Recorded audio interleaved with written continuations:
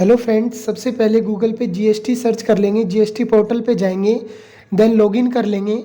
Login करने के लिए आपके पास आईडी पासवर्ड होना चाहिए। देन कैप्चा डाल के लॉगिन करेंगे। हम यहाँ पर बिल, जो जीएसटी बिल है उससे कैसे रिटर्न भरते हैं R1 और 3B की, वो सीखेंगे। तो लॉगिन करने के बाद यहाँ पे सर्विस में रिटर्न डैशबोर्ड में जाएंगे। रिटर्न डैशबोर्ड में जाने के बाद आप क्वार्टर सिलेक्ट करेंगे सबसे पहले। तो जो बिजनेस टू बिजनेस बिल कटते हैं उसकी रिटर्न कैसे भरी जाती है, तो क्वार्टर सिलेक्ट करके सर्च करेंगे यहाँ पर। अगर आपकी जीएसटी से रिलेटेड कोई भी क्वेरी है तो कमेंट सेक्शन में हमें बताइए। देन आप सबसे पहले यहाँ पर कॉलम सिलेक्ट करेंगे। पहला कॉलम है, अगर आप B2B बिजनेस करते हो यानी किसी बिजनेस को इन्वॉइस काट रहे हो तो यहाँ पर आएगी R1 की सेल। अगर आप बिजनेस टू कस्टमर सेल कर रहे हो तो बट लार्ज कस्टमर है जिसके पास जीएसटी नंबर है तो उसका बिल यहाँ पर आएगा। अगर कस्टमर के पास जीएसटी नंबर नहीं है तो B2C अदर में आएगा। अगर एग्जाम्प्ट है तो नीचे आएगा। तो हमारे पास यहाँ पर जीएसटी नंबर वाला बिल सेल है तो हम यहाँ पर क्लिक करेंगे, ऐड रिकॉर्ड में जाएंगे। देन स्क्रॉल डाउन करेंगे, सबसे पहले जीएसटी नंबर एंटर करेंगे यहाँ पर, तो नाम अपने आप ऑटोमेटिक आ जाएगा। देन इन्वॉइस नंबर एंटर करेंगे सेल बिल में देखकर। देन इन्वॉइस की डेट एंटर करेंगे।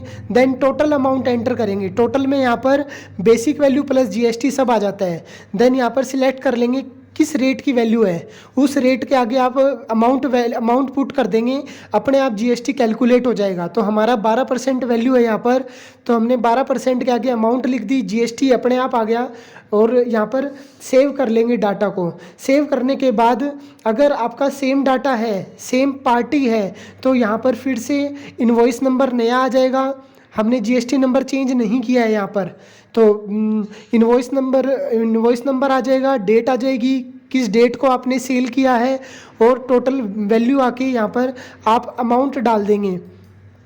टोटल अमाउंट आएगी यहाँ पर, इसके अंदर जीएसटी जुड़ा हुआ है।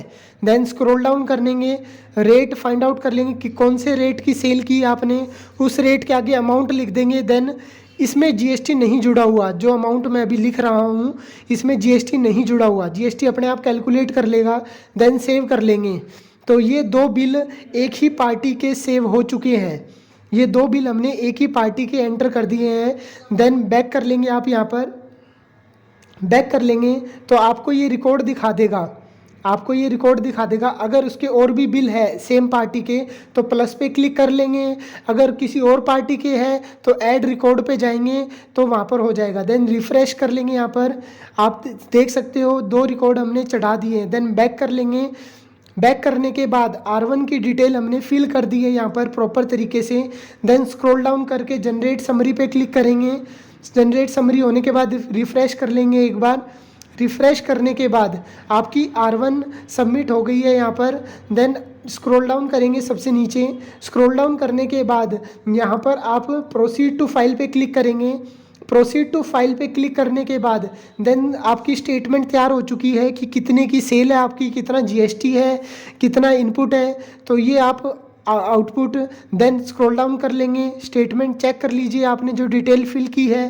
देन स्क्रॉल डाउन करके फाइल सबमिट पे क्लिक करेंगे। फाइल स्टेटमेंट करते ही यहाँ पर आपको आई पे क्लिक करना है। देन ऑथोराइज सिग्नेचरी सिलेक्ट करेंगे यहाँ पर। देन फाइल विद ईवीसी, तो जो मोबाइल नंबर है आपका उस पर ओटीपी सबमिट कर देंगे यहाँ पर वेरीफाई करके। तो आपकी R1 होती है सेल की, तो यहाँ पे सेल के बिल हमने 2 बिल चढ़ा दिए हैं जो जीएसटी नंबर थे। ओके।